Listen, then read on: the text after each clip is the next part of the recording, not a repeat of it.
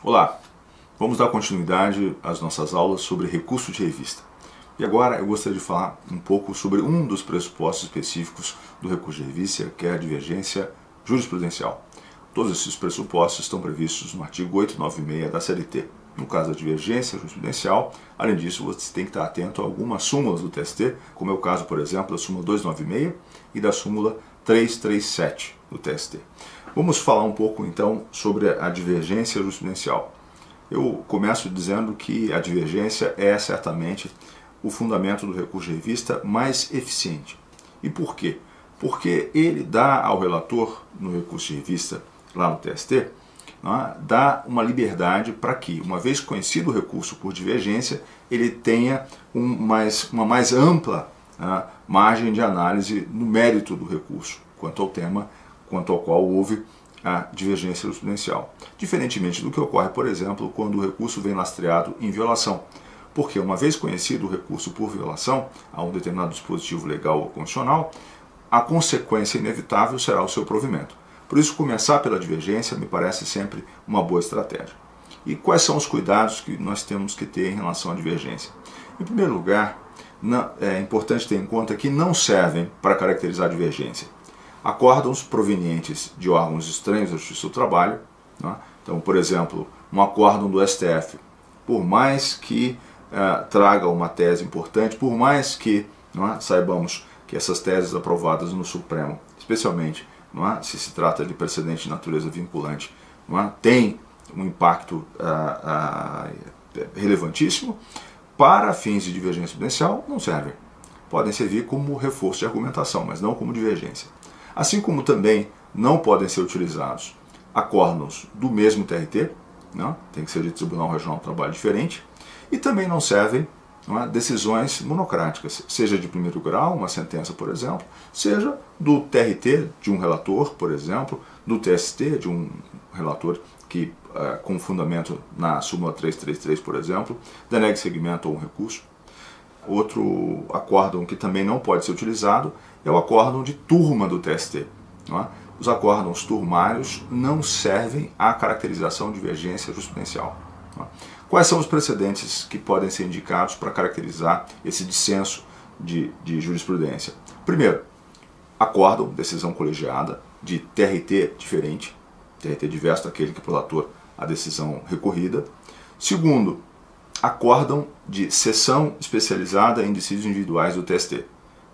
Aí uma dica de ordem prática: quando for redigir o seu recurso de revista e estiver pesquisando a jurisprudência do TST, eu recomendo que vá até a jurisprudência, selecione o órgão jurisprudencial, SBDI 1, por exemplo, e na ementa, no campo destinado à ementa, indique as expressões de busca. Você terá resultados muito mais rápidos, porque essa pesquisa lhe garantirá uma certa objetividade. Pois bem, além de ter cuidado em relação ao tipo de precedente que você vai juntar, é preciso atentar para algumas exigências de forma e de conteúdo. Quanto à forma, e eu começo por aqui porque é onde se concentra a maior quantidade de equívocos na redação dos recursos de revista, é imprescindível ter cuidado com um primeiro aspecto relevantíssimo, que é a indicação da fonte de publicação oficial. E aqui o que é necessário fazer? Indicar o número do processo, o relator respectivo, o órgão, a proveniência, qual é o TRT de onde vem, ou se é da SBDI 1, indicar expressamente, e o mais importante, indicar o DJE. Então, colocar lá, Diário de Justiça Eletrônico de tanto do tanto. Não adianta colocar a data de publicação, é necessário colocar a data, não basta colocar simplesmente publicado em tanto do tanto. É necessário indicar o Diário de Justiça Eletrônica em que foi publicado, com a data respectiva. Não adianta indicar simplesmente a data da sessão de julgamento, igualmente. Pois bem, além dessa exigência formal, uma outra importante exigência formal é a que consiste em transcrever a ementa completa, e fazer uma espécie de cotejo analítico. Para isso, o que eu costumo recomendar é um quadro, uma tabela, na qual se transcreva o trecho da decisão que consubstancia o pré-questionamento de um lado, e do outro o trecho ou a ementa do acórdão que revela a divergência. Note que, se a divergência estiver não na ementa, mas no corpo do acórdão, será imprescindível a juntada da cópia integral deste julgado em anexo ao recurso de revista. Por quê? Porque a ementa é publicada no Diário de Justiça Eletrônico, mas não a íntegra do acórdão.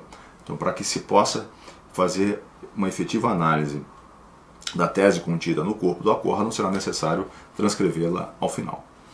Pois bem, então em relação à divergência jurisprudencial, esses são os principais cuidados de forma. Além disso, há um cuidado quanto ao conteúdo que deve ser observado. Eu me refiro aqui especialmente à questão da especificidade, não é, do precedente. Essa especificidade é examinada à luz da súmula 296. Então esses precedentes têm que ser específicos. E o que significa isso em concreto? Eles devem partir das mesmas premissas fáticas e chegar a conclusões jurídicas diversas.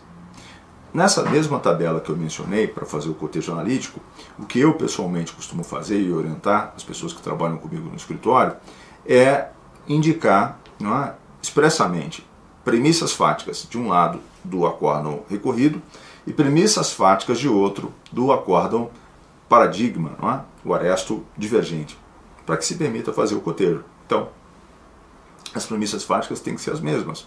Por exemplo, trabalhador externo sem controle de jornada. Essa é uma premissa fática. No acórdão paradigma, a mesma premissa tem que estar presente. E aí, em seguida, a diversidade de conclusões jurídicas. Faz jus à hora extra num precedente, não faz jus às horas extras no segundo precedente, para usar um exemplo mais trivial. Muito bem, esses são os principais cuidados que devemos ter ao confeccionar os recursos de revista com fundamento na divergência jurisprudencial. E assim eu me despeço de você e mais uma vez me coloco à disposição para eventuais esclarecimentos. Muito obrigado, nos vemos na próxima aula.